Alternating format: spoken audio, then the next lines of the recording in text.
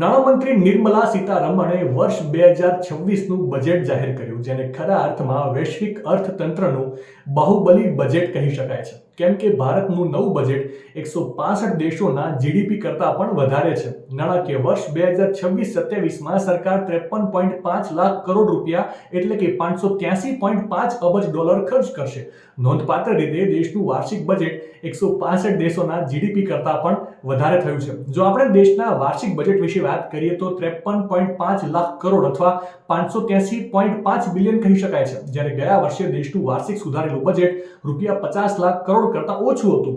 આંકડાઓની વાત કરીએ તો આ પહેલી વાર છે જ્યારે દેશનું વાર્ષિક બજેટ રૂપિયા 50 લાખ કરોડને વટાવી ગયું છે. નાણાકીય વર્ષ 2025નું બજેટ રૂપિયા 48.21 લાખ કરોડ હતું. તે પહેલા નાણાકીય વર્ષ 2023નું બજેટ રૂપિયા 45 લાખ કરોડ હતું. નાણાકીય વર્ષ 2022નું બજેટ રૂપિયા 39.45 લાખ કરોડ હતું. આનો અર્થ એ થયો કે દેશના બજેટમાં દર વર્ષે નોંધપાત્ર વધારો જોવા મળી રહ્યો છે.